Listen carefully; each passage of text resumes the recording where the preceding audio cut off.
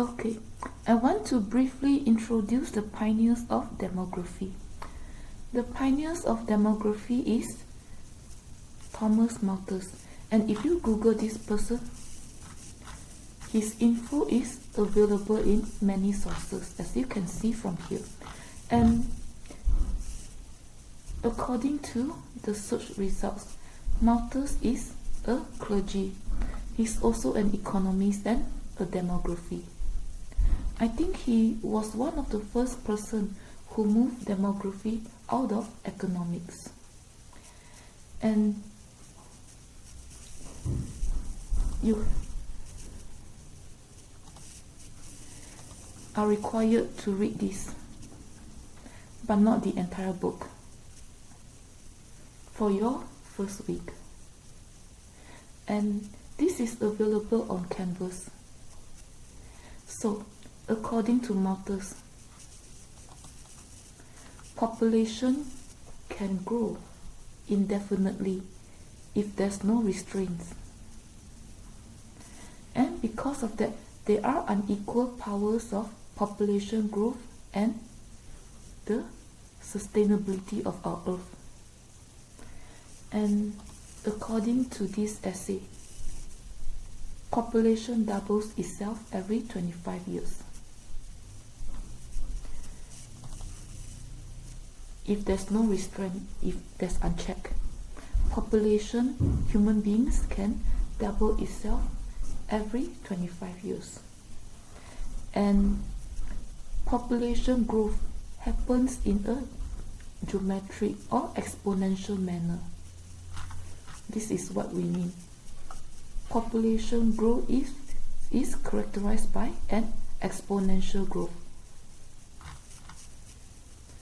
while the food supply is characterized by a linear growth. So up to a certain point, there's going to be more people than the food, resources and other sustenance available on Earth.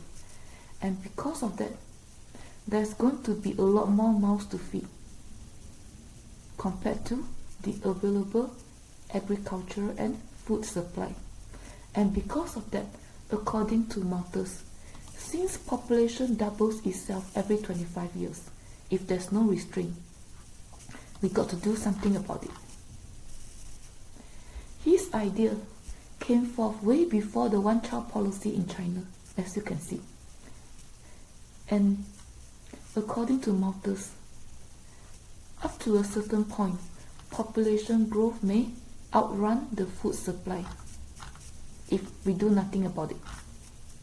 And because of that, population control is essential. Or we can present Malthus' idea in this manner. Population growth can be cyclical, and I will explain why.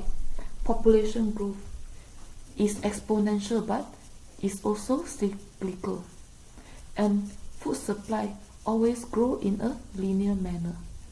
And mind you, this book was written in 1798, way before Industrial Revolution. So, Malthus' idea makes sense during the late 18th century. Just bear in mind, and don't criticize anything for now. So, because of that, we need to put certain restraint. Malthus call them checks on population growth. If we don't put any restraint, sometimes there may not be enough food to feed the excessive population. Because of that, we need some restraint. And Malthus call this restraint check.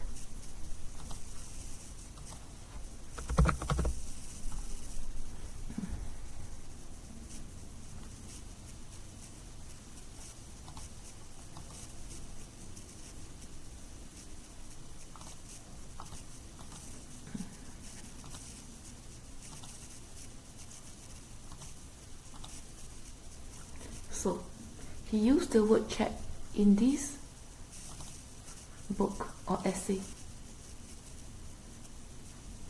It means restraint to population growth. And according to Malthus, there are two kinds of restraint on population growth. One is the preventive check, and the other one is the positive check. As you can see in this chapter,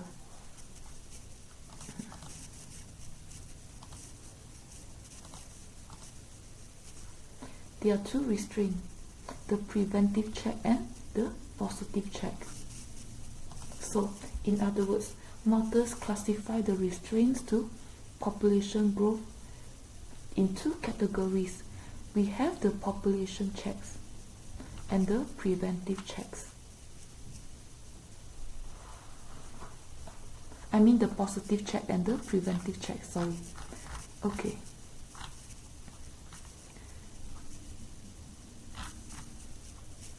We put these restraints or checks on population growth to maintain the food supply so that there's enough food or sustenance to feed everybody. So that population growth is on par with the increase in sustenance. And because of that, we need some checks or restraints in place. And these restraints or checks, according to Malthus, they vary from country to country, depending on the political, economic, cultural context of that country. And according to Malthus, population cannot grow beyond the means of sustenance. Some people may die due to famines, disease, because of excessive population, people living in crowded situations. So, some people may not make it due to the crowded situations and excessive population. More and more people fighting for limited food supply and disease due to living in crowding situations or even natural disasters. Sometimes we know when there's population growth, eventually in the long run it can also lead to climate change. And because of that, according to Malthus, population cannot grow beyond the means of sustenance.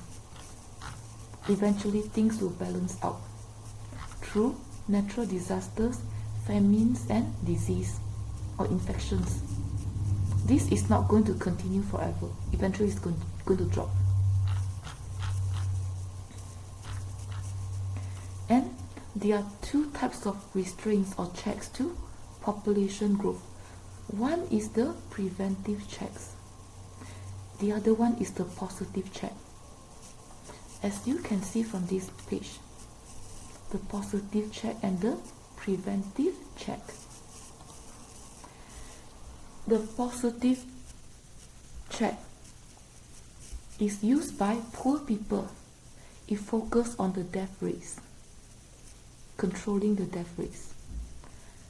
Positive checks occurs through poverty, when more and more people survive in a given society. Eventually, more and more people is going to be fighting for limited employment opportunities, limited food. People are going to become poor eventually if this goes on. So, if population keep growing and the job opportunities remain constant or jobs grow in a linear manner like food, eventually people are going to become poor. And if more and more people living in crowded situations, disease, infections are meant to happen. Plagues and famines are also meant to happen. These are all the laws of nature. And malnutrition are meant to happen. It's a no-brainer. This is an agricultural state, Nebraska. And we know we cannot just keep planting on the same soil just to feed more and more people. Eventually it's going to deplete the nutrients of the soil, and it's going to diminish the quality of food being produced by that soil. And because of that, people can die of malnutrition or hunger or poverty. We cannot just let the soil keep working. The soil needs to rest so that the nutrients of the soil are not depleted. We cannot overwork the soil. And when population growth continues, when people fight for the limited food supply, the limited jobs opportunities, the limited resources, they may be fighting with one another for all these limited resources and food. They may go to war, and some people may be killed. It's a no-brainer. So, as you can see, the positive checks focus on the death rates through poverty, through disease, like plagues, famines, or even through malnutrition or through war. And some people may kill their babies. When population keep growing, they may favor certain child over another child, or they may favor one sex over another, like some Asian societies. It may cause infanticide. So, as you can see, both the rich and poor people, they enforce certain restraints or checks on population growth, but they do it differently. The poor people focus on the death rates through all these mechanisms, and we call that positive checks. They are employed by the poor people. They are normally employed by the poor people, and preventive checks are normally employed by those with more financial resources through the control of birth rates. Preventive checks to curtail population growth can happen through contraception. We know contraception costs money. Nowadays, contraception are cheap.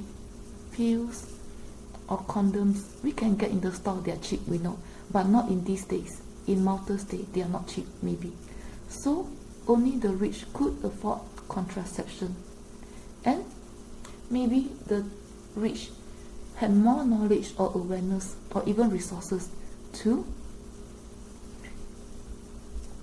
practice celibacy to control population growth, and the rich had more resources to migrate. And as you can see, those with more resources are more likely to employ preventive checks to curtail population growth, so that the growth in food supply and sustenance are on par with population growth. We have to prevent something like this. And the rich are going to employ preventive checks through migration, celibacy, and contraception to curtail population growth.